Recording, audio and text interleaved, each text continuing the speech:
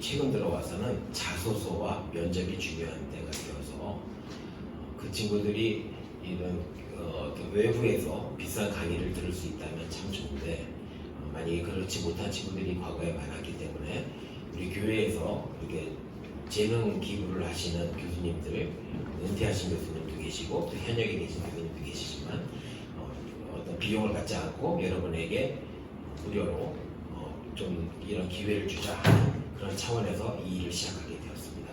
현재 많은 선배들이 이런 자소서와 면접에 대한 중요한 정보와 또 교육을 받고 실제로 대학에 적용할 수 있는 그런 좋은 무기들을 가졌을 때 그것들을 같이 나누고 싶어 했는데 이번에는 보통 한 5명의 친구들 이렇게 응시해서 같이 이렇게 진행을 했었는데 올해는 코로나19 사태 이후로 같이 모임이 좀 힘들어져서 이렇게 온라인을 택하여 방송을 하게 되었습니다. 어떻게 보면 더 많은 친구들에게 혜택이 갈 수 있지 않을까 이렇게 싶습니다. 정말 중요하고 또 여러분이 필요하다는 정보는 인터넷 강의나 또 전문가들 학원의 강의들을 잘 이용하시면 될 거고요. 오늘 강의는 가장 기본적인 프레임과 그리고 핵심 그 부분만을 짚어서 간단하게 여러분에게 소개해 드리려고 합니다. 혹시 도움이 됐으면 참 좋겠습니다. 진행하겠습니다. 2021년도 면접은 과거와 동일하게 역시 중요한 비율을 갖고 있습니다. 2020년도 예를 들면 작년이죠. 2020년도 입시의 예를 들면 고려대 같은 경우에 면접 반영 비율이 100%까지 되었습니다. 수시 전형입니다. 서울시립대도 100% 면접 반영을 했습니다. 그 나머지 대학들 연세대나 동국대 그 다음에 생명여대, 연대에서는 면접을 60%까지 받고요. 그 다음에 서울대나 고려대는 한 50%까지 면접을 적용했습니다.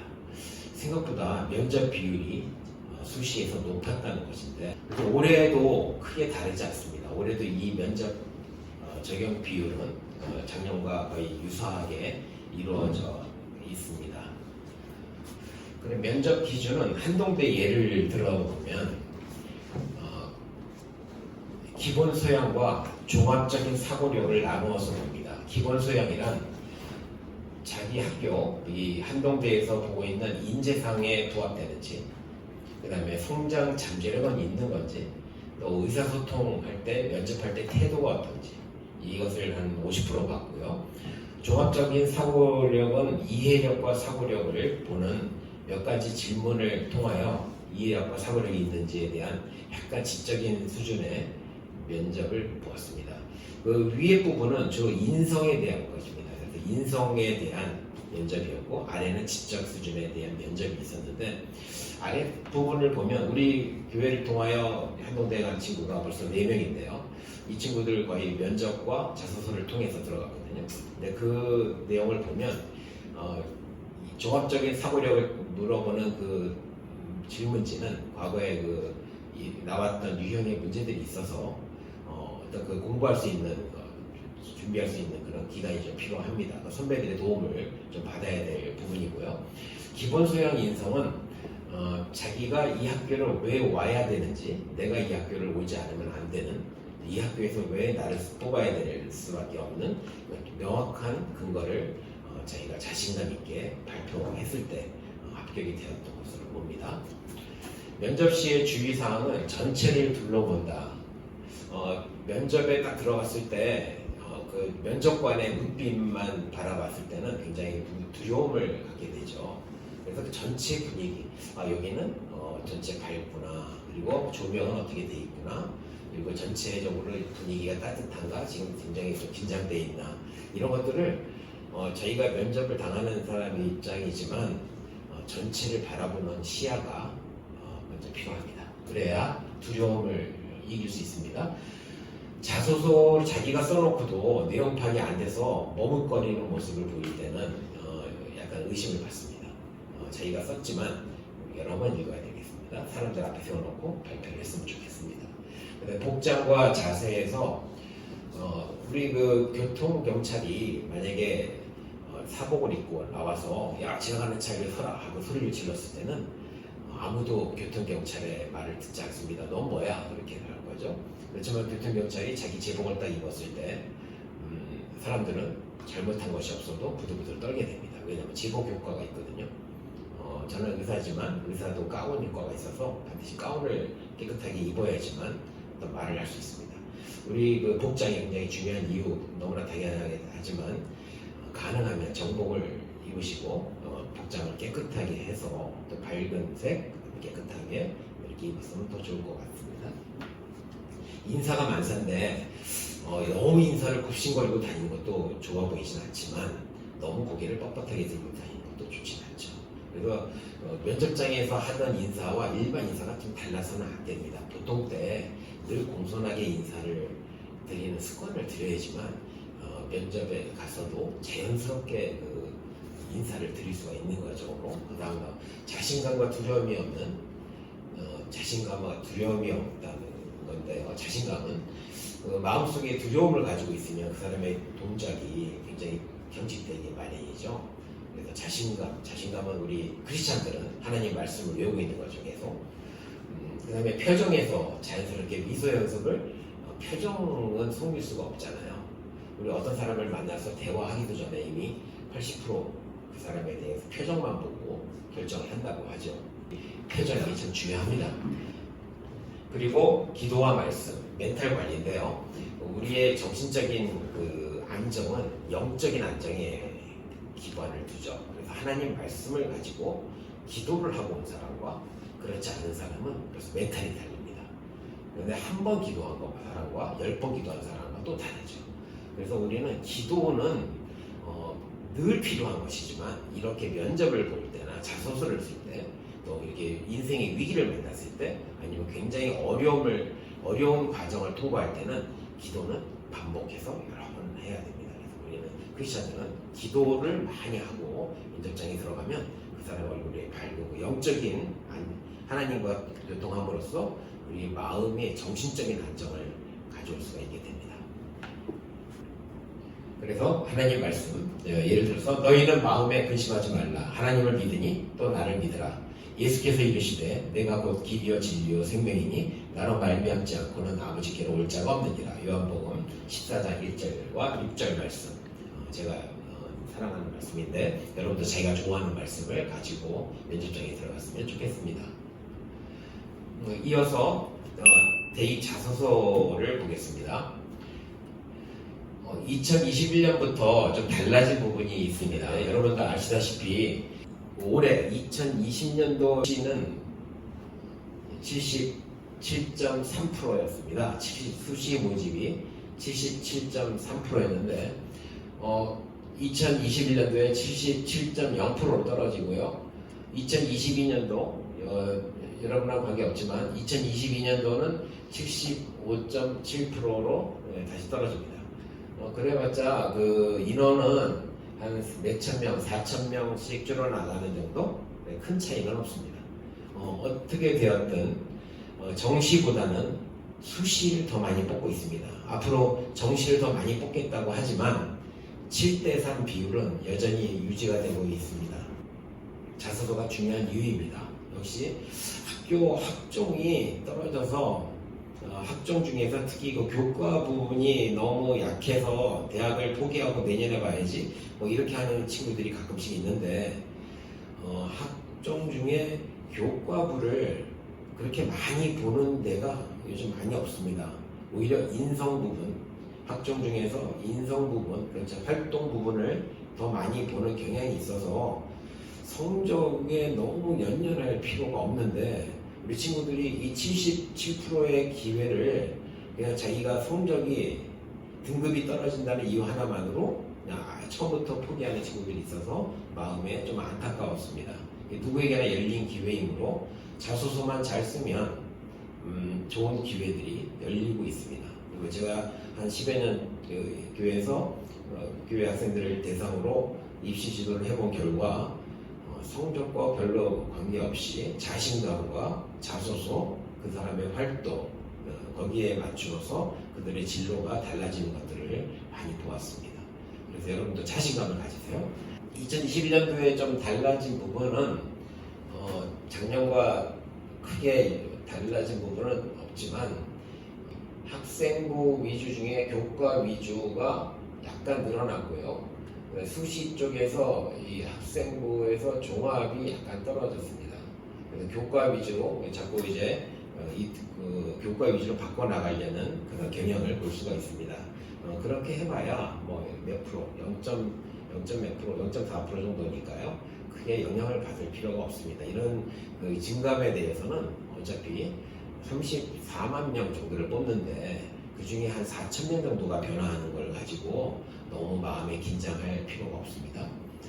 자소서 쓸 때 2020년도의 수시 비율이 77.3%라고 제가 말씀드렸는데요. 먼저 내용과 분량을 고려해서 주어진 양식에 맞춰 서술을 해야 합니다. 여러분 다 알고 계시죠? 맞춤법 중요합니다. 그리고 책이나 인터넷에서 어떤 찾은 결과를 그대로 인용하지 않고 자기가 해석해야 합니다.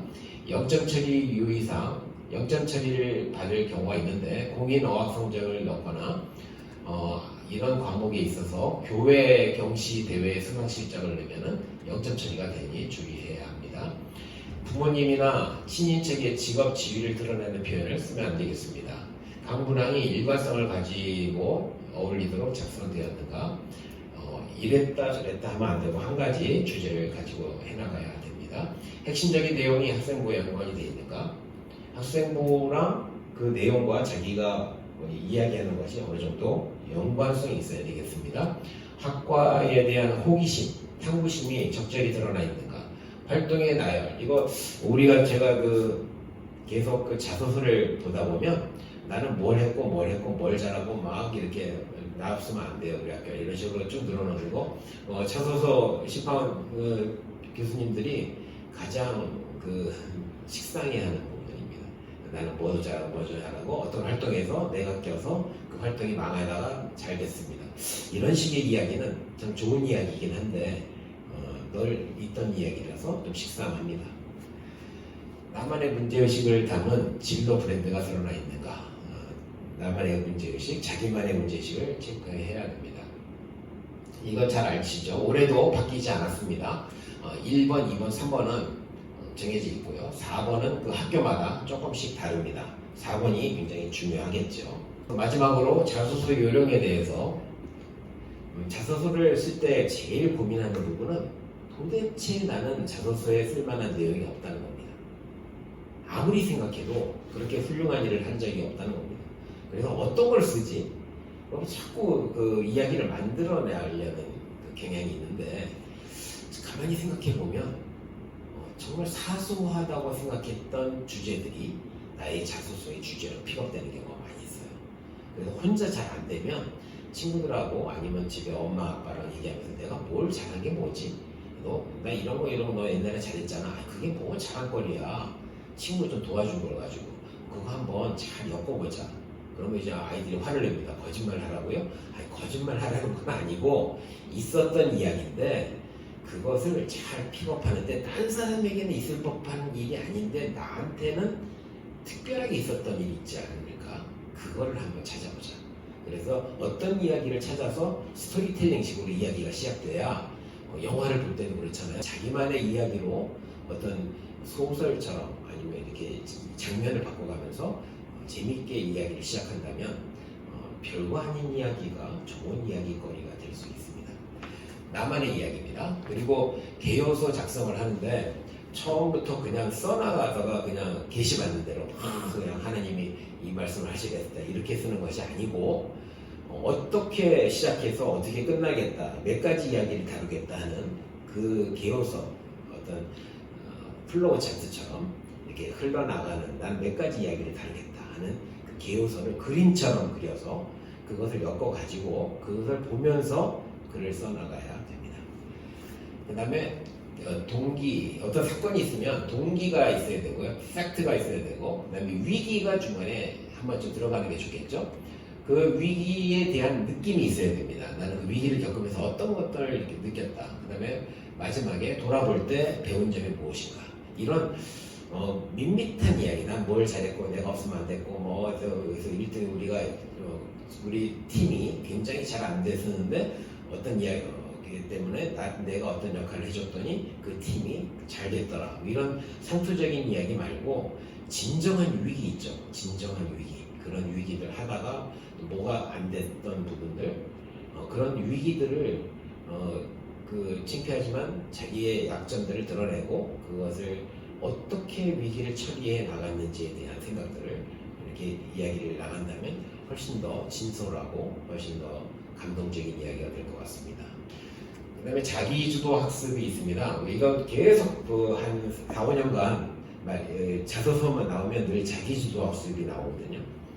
자기주도 학습이 과연 무엇일까요? 자기주도 학습이라는 것은 어떤 공부를 내가 왜 하고 싶었는지, 다른 사람들은 거기에 관심이 없는데 그 분야에 대한 관심을 왜 내가 가졌는지 시작하는 것이 자기주도 학습이거든요. 그래서 자기주도 학습이라는 것은 혼자 공부하는 게 자기주도 학습이 아니고 동기가 확실한 거. 이것은 내가 하고 싶어서 한 거다. 엄마가 시켜서 한 게 아니다. 그런 정말 내가 하고 싶었던 일과 연관시켜보는 거죠. 그것이 그렇게 돼서 학습이 시작되면 밤을 새고라도 인터넷 뒤지고 뭐 찾아보고 하게 되거든요. 그것이 자기주도 학습입니다. 그리고 4차 산업혁명은 지금 우리 많이 진행되고 있는데 지금 우리가 겪고 있는 이 사회가 4차 산업이 주도가 되고 있습니다. 그래서 4차 산업이라는 것은 특별한 것이 아니고 우리 선배들과 나와의 다른 점입니다.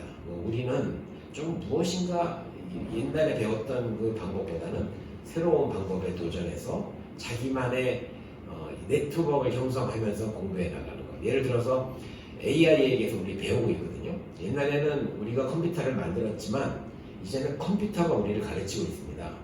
컴퓨터 활용하는 거. AI 학습은 저 같은 경우는 그렇게 하거든요. 페이퍼 수법이라는 것을 제가 책을 출간해서 오랫동안 가르쳤는데 학생들을 페이퍼 수법의 요지가 AI 학습법과 같다는 것을 최근에 발견했습니다. 페이퍼 수법이라는 것은 공부한 것을 이렇게 그림으로 그리고 전체가 반복돼서 내가 그림을 봄으로써 몇 가지 장면들이 계속 내 머릿속에 이어지는 것을 보았거든요. 그 컴퓨터가 그런 식으로 공부를 하거든요. 비슷한 장면들을 수천 번 찍어서 그것과 앞에 것과 뒤에 것이 다른 점을 비교해 나가는 것이 AI 학습법인데, 우리가 어떤 공부를 할 때 옛날에는 직선적으로 공부를 했다면 이제는 전체를 평면적으로 다 보면서 공부하는 거. 그것이 바로 AI 학습법이거든요. 시작이 있으면 끝이 있는데 시작부터 끝까지 그냥 한 길로 달려가는 것이 아니고 처음과 결론을 같은 종이에 다 써놓고 그 과정을 이해해 나가는 과정이죠. 그러니까 지금 요즘에 4차 산업도 마찬가지로 1차, 2차, 3차는 명확하게 우리가 할 일들이 정해져 있었지만 4차 산업은 다른 산업과의 관계를 전체를 바라보고, 예를 들어서 옛날에는 의사밖에 없었고 간호사밖에 없었지만 지금은 생명공학이 있고 또 이런 병원과 관련돼 있는 여러 가지 산업들이 다 입체적으로 얽혀져 있어서 옛날같이 한 가지 직업이 있는 것이 아니고 두 가지 직업에서 파생되는 10가지 직업이 생긴다는 거죠.